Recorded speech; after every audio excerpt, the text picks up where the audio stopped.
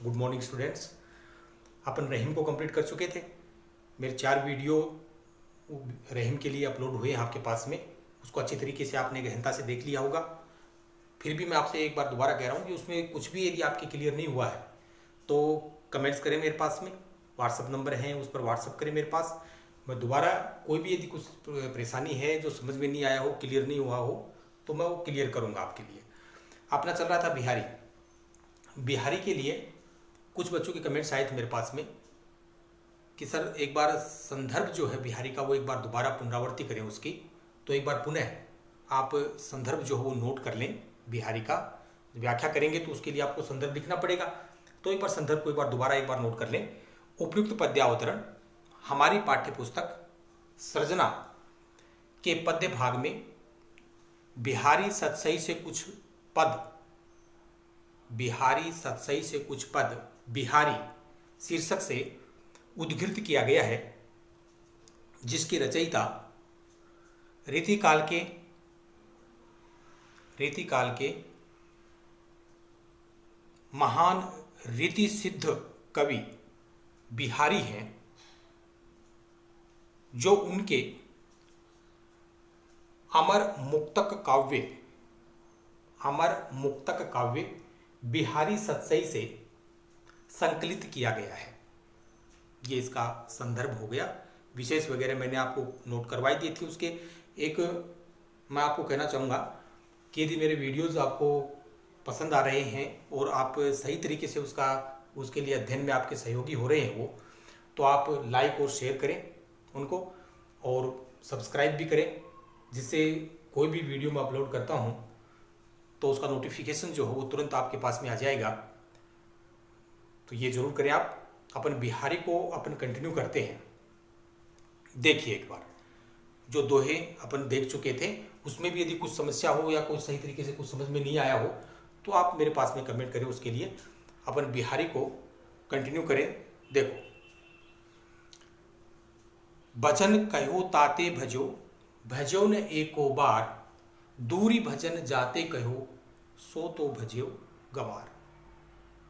दोबारा देखो, भजन कहो ताते भजो, भजो न एको बार, दूरी भजन जाते कहो, सो ते भजो गवार।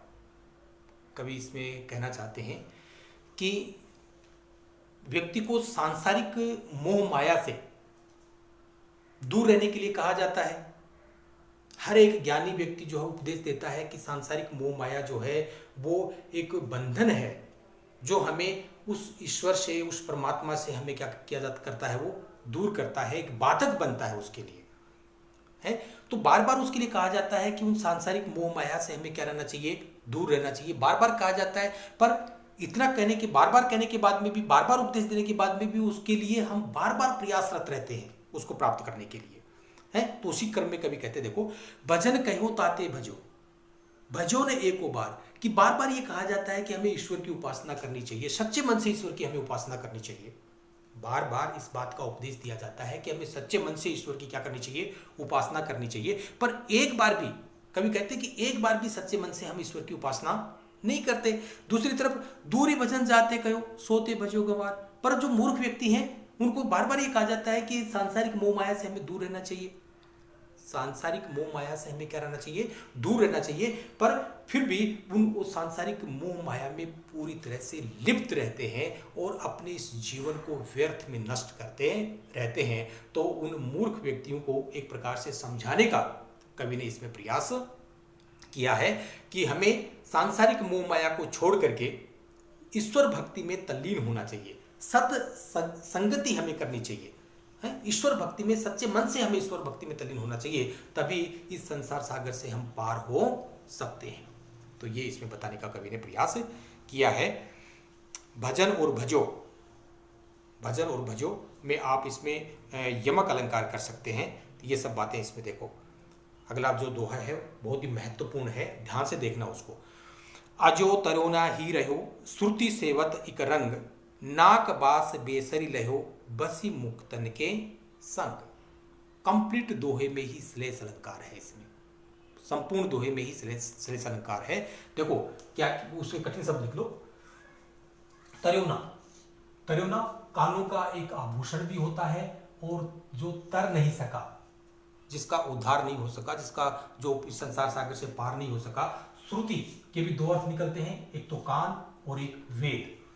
सेवत, सेवत एक तो सेवा करना, शोभा बढ़ाना, और एक अध्ययन करना, इस प्रकार से। इक रंग, एक रंग में, नाक बास, नाक पर निवास, और स्वर्ग, दो अर्थ निकलते हैं इसके भी। मतलब कई शब्द जो ऐसे हैं इसमें दोहे में कि जिनके सभी के ही लगभग दो अर्थ निकल रहे हैं। तो एक शब्द के जहां एक से अधिक अर्थ निकलते हैं वहां कौन सा अलंकार होता है? श्लेष अलंकार होता है। तो श्लेष अलंकार का बहुत ही सुंदर उदाहरण देखने को मिलेगा इसमें। बेसरी, नाक का आभूषण और एक सामान्य, मुक्तन, मोतियों और मुक्त पुरुषों। मतलब कंप्लीट जो दोहा है ना, कंप्लीट जो दोहा है उसमें ही श्लेष अलंकार का प्रयोग इसमें किया गया है। हर एक शब्द के एक से अधिक जो है वो अर्थ निकल रहे हैं, ध्यान से देखना इसमें। देखो, अजो तरोना ही रहो श्रुति सेवत इक रंग, नाक बास बेसरी लहो बसी मुक्तन के संग। तरोना जो कान का जो आभूषण है उसको संबोधित करते हुए कवि कह रहे हैं कि श्रुति सेवत इक रंग, कि एक रंग में रहने के कारण, एक रंग में रहने के कारण हे तरोना तू केवल कानों की ही शोभा बढ़ाता रहा। एक रंग में रहने के कारण अर्थात स्वर्ण से निर्मित होने के कारण, सोने से निर्मित होने के कारण, केवल एक रंग में रंगने के कारण तू केवल कानों की ही शोभा बढ़ाता रहा, तू तरोना ही रहा, केवल कानों का आभूषण ही बन करके रहा। दूसरी तरफ नाक बास बेसरी लहो बसी मुक्तन के संग है। दूसरी तरफ जो बेसरी है, बेसरी अर्थात जो नाक का जो आभूषण है वो सोने के साथ में मोतियों से मिलकर के, किसके साथ में? सोने के साथ में मोतियों का साथ लेकर के वो नाक पर सुशोभित हो रहा है। मतलब ये एक इस प्रकार का अर्थ इसमें देखने को मिल रहा है कि कानों का जो आभूषण है उसकी बजाय नाक का जो आभूषण वो अधिक सम्मान का पात्र है। नाक पर जो विराजमान है, ठीक है ना, नाक पर जो विराजमान हो तो वो एक सम्मान का प्रतीक है। तो एक तो तरोना को संबोधित करते हुए कह रहे हैं कि आज तक तू तरोना ही रहा, क्योंकि एक ही रंग में था तू, अर्थात सोने से ही बना था। केवल किससे बना था? सोने से ही बना था। तो केवल तूने कानों की ही शोभा बढ़ाई है। दूसरी तरफ नाक बास बेसरी लहो बसी मुक्तन के संग, पर मोतियों के साथ में रहने के कारण, सोना और मोतियों दोनों का संयोग होने के कारण बेसरी जो है वो किसकी शोभा बढ़ा रहा है? नाक की शोभा बढ़ा रहा है। तो कवि दूसरे अर्थ में श्लेष जो अर्थ है उसमें कवि इसमें बताना चाहते हैं कि अजो तरोना ही रहो श्रुति सेवत इक रंग, कि केवल वेदों का अध्ययन करने से ही, केवल तू वेदों का अध्ययन ही करता रहा हे मनुष्य, केवल हे साधक तू केवल वेदों का अध्ययन ही करता रहा तो तरोना रहा, अर्थात तू इस संसार सागर को पार नहीं कर पाया। तू इस संसार सागर को क्या नहीं कर पाया? पार नहीं कर पाया। केवल वेदों के अध्ययन में ही रहा तो संसार सागर को तू पार नहीं कर पाया।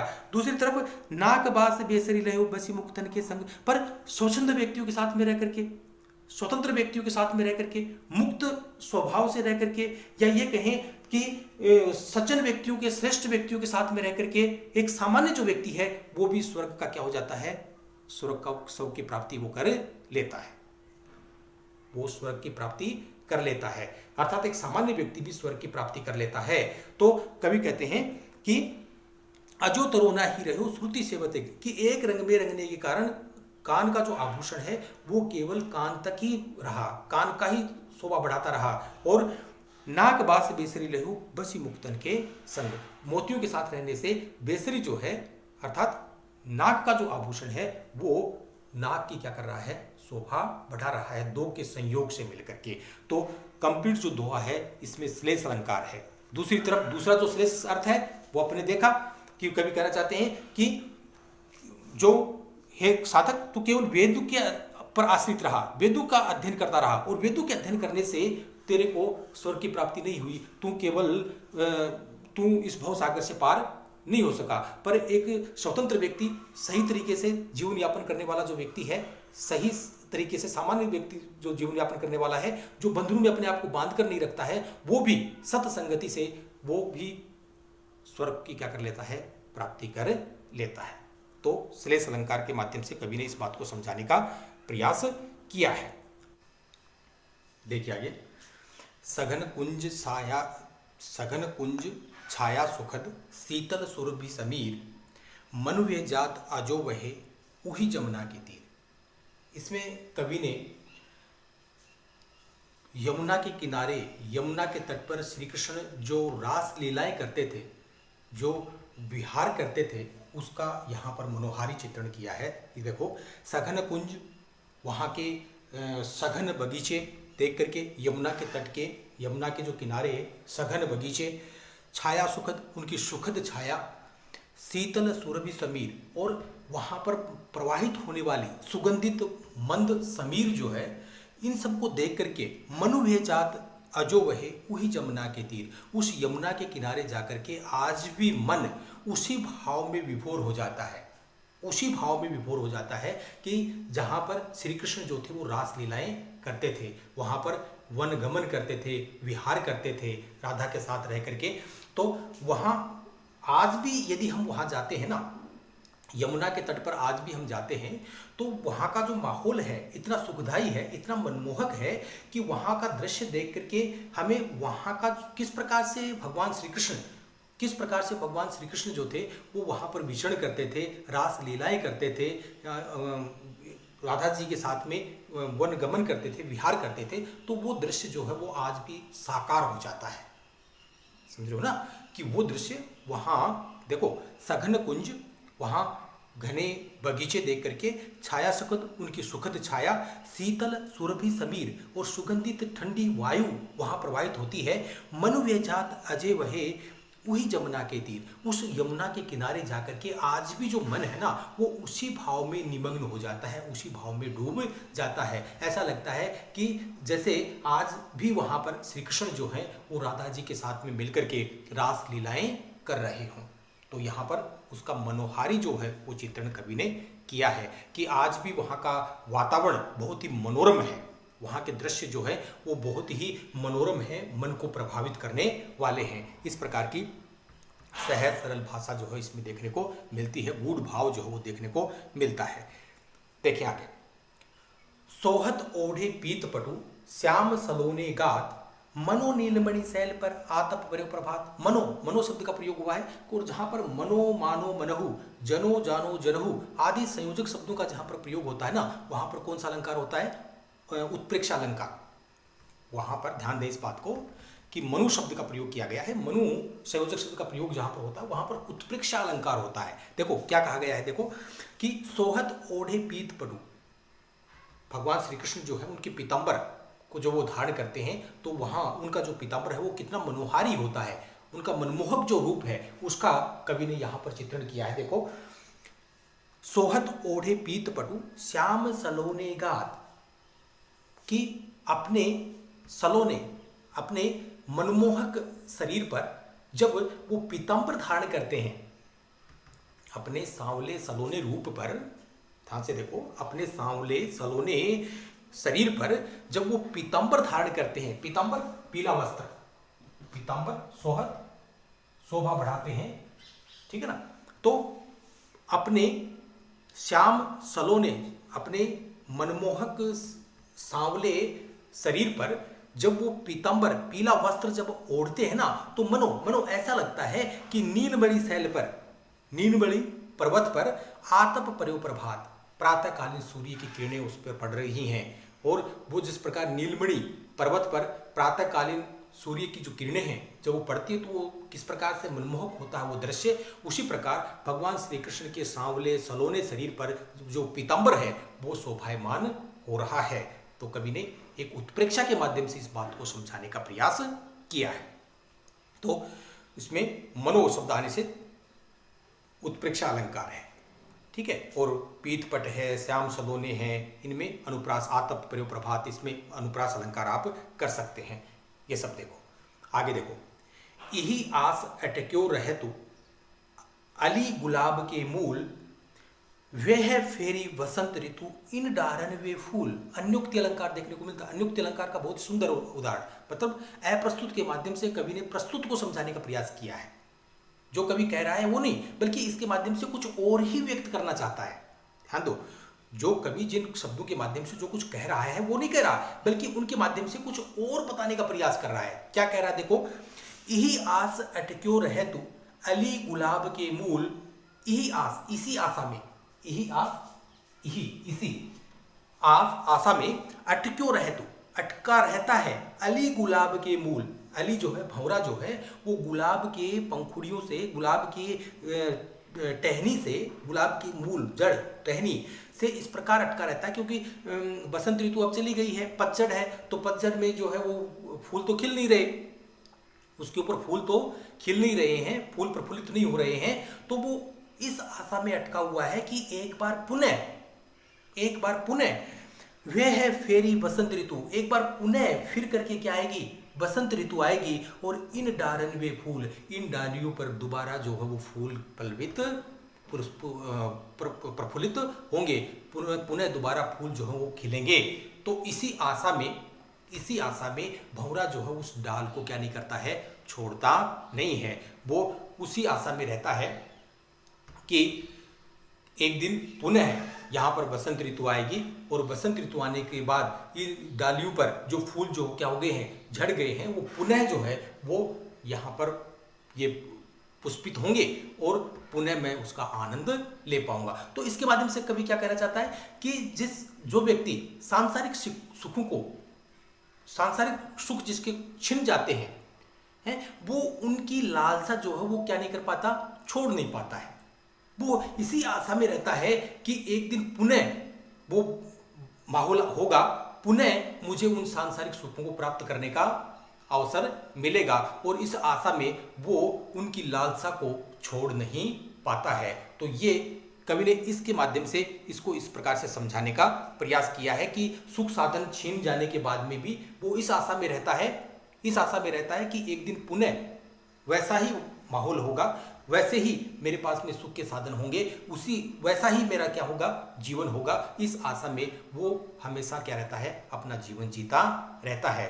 तो कवि ने अप्रस्तुत के माध्यम से प्रस्तुत को समझाने का प्रयास किया है। अन्योक्ति अलंकार का बहुत ही सुंदर जो है वो उदाहरण देखने को मिलता है। शैली जो है वो अन्योक्तिप्रक है। आगे देखें, कंटिन्यू करते हम। को छूट्यो यह जाल परी कत कुरंग अकुलात, जू जू सुरजी भजो चहत तू तू ऊर्जत जात। वही अन्योक्ति परक उदाहरण है। मतलब अप्रस्तुत के माध्यम से कवि ने प्रस्तुत को समझाने का प्रयास किया है। अन्योक्ति जो कहना चाहता है वो नहीं, बल्कि उसके माध्यम से कुछ और व्यक्त करना चाहता है कवि, कुछ और समझाने का चाहता है कवि।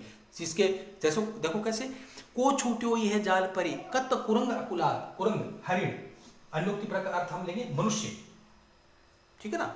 हरिण के माध्यम से क्या कह रहा है देखो, को छूट्यो यह जाल परी कत कुरंग अकुलात, हे हरिण तुम क्यों व्याकुल हो रहे हो, तुम क्यों छटपटा रहे हो।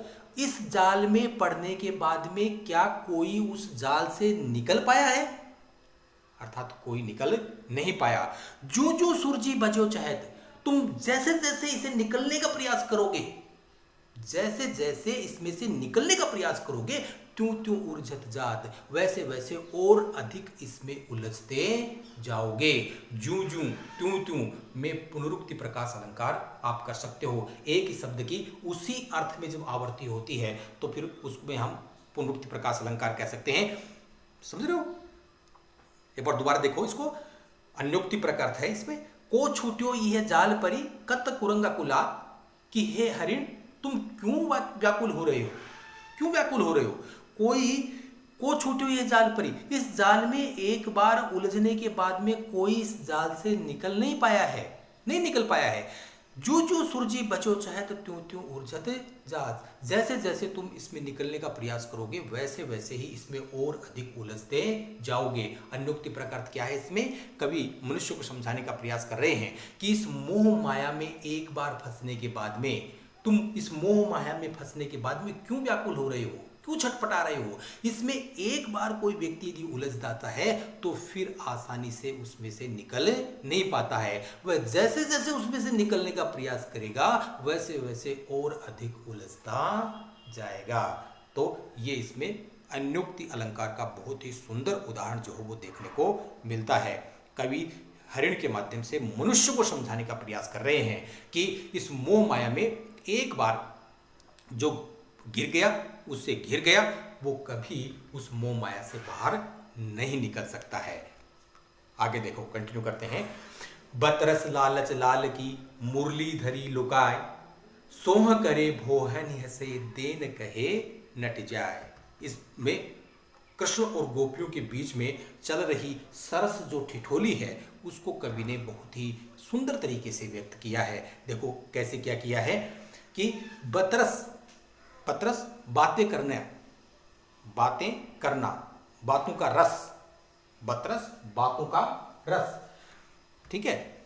लालच लाल की श्री कृष्ण, लाल यहां पर आया है किसके लिए? श्री कृष्ण के लिए। लाल श्री कृष्ण। बतरस लालच लाल की मुरली धरी लुकाए, मुरली धरी लुकाए, लुकाए मतलब छुपा लेना, लुकाए को आप कर सकते हो छुपा लेना, छिपा लेना। सोह करे भोहन हसे देन कहे नट जाए।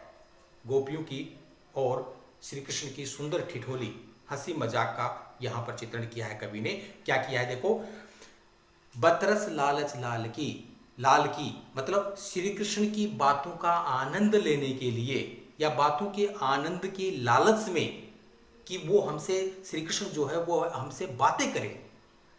गोपियां क्या चाहती हैं कि श्री कृष्ण जो है वो हमसे क्या करे, बातें करे, और जब श्री कृष्ण हमसे बातें करेंगे ना तो उनकी बातों का जो है आनंद जो है वो हम लेंगे। तो उसके कारण से वो क्या कर लेती हैं, मुरली धरी लुकाए, वो भगवान श्री कृष्ण की मुरली को क्या कर लेती हैं, छिपा लेती हैं। गोपियां श्री कृष्ण से बातों का आनंद लेने के लिए, उनसे बातें करने के लिए कि भगवान श्री कृष्ण हमसे क्या करें, बातें करें, इस आनंद को प्राप्त करने के लिए वो भगवान श्री कृष्ण की मुरली जो है वो क्या कर लेती हैं, छिपा लेती हैं। फिर भगवान श्री कृष्ण जब उनसे मुरली के बारे में पूछते हैं कि भाई मेरी मुरली कहाँ है, आप मेरी मुरली दो, तो सोह करे मतलब सौगंध खा जाती हैं कि हमारे पास में तो हम सौगंध खाती हैं, हमारे पास में आपकी मुरली नहीं है। सोह करे भोहनी हंसे, फिर साथ ही अपनी भौहों से हंसती हैं, मतलब इस प्रकार का संकेत कर रही हैं कि भगवान श्री कृष्ण को ऐसा लगे कि जैसे वो वास्तव में उनके पास में मुरली है, पर वो क्या कर रही हैं, झूठ बोल रही हैं, भौं में हंस रही है।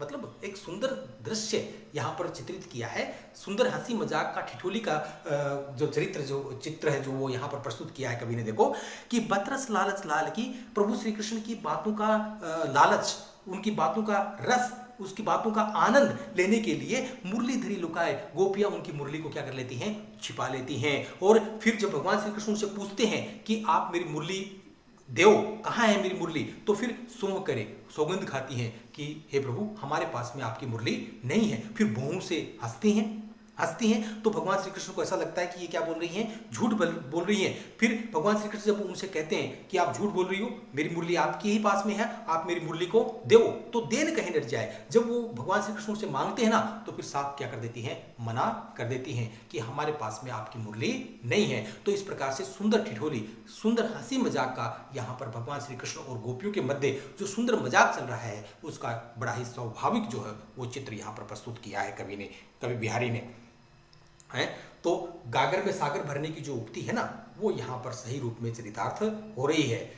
कल्पना की समाहार शक्ति, मतलब बहुत कुछ कह देना, थोड़े से शब्दों में बहुत कुछ कह देना, ये बात यहाँ पर कवि की देखने को मिल रही है। अनुप्रास अलंकार का सुंदर चित्र जो है वो इसमें देखने को मिल रहा है। देखो, नाची अचानक ही उठे बिनु पावस बनमोर, जानत हो नंदित करी यह दिशि नंद किशोर। भ्रांतिमान अलंकार का सुंदर चित्रण किया गया है इसमें कि मोर जो है वो उनको भ्रम हो जाता है, और भ्रम हो जाता है तो वो क्या करते हैं कि वो बेमौसम जो हो क्या कर लेते हैं, नाचने लगते हैं। कैसे देखो, नाची अचानक ही उठे बिन पावस बन मोर, वन में मोर जो है वो नाचते हैं कब, वर्षा ऋतु में।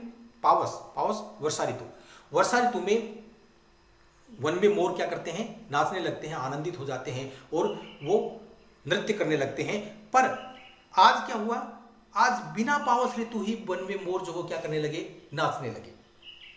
देखो भ्रांतिमान अलंकार, नाची अचानक ही उठे बिनु पावस बन मोर, बिना पावस के ही, बिना वर्षा ऋतु के ही वन में आज मोर जो है वो क्या करने लगे, नृत्य करने लगे। क्यों करने लगे, जानत ही नंदित करी यह दिशि नंद किशोर, कि भगवान श्री कृष्ण जो थे वो इधर आ रहे हैं, इधर इस वन की तरफ आ रहे हैं, और भगवान श्री कृष्ण जो है वो घनश्याम है, भगवान श्री कृष्ण जो है वो क्या है, घनश्याम है। तो भगवान श्री कृष्ण को आता देख करके मोर जो है, मयूर जो है, उनको भ्रम हो गया कि कौन आ गए हैं, बादल आ गए हैं।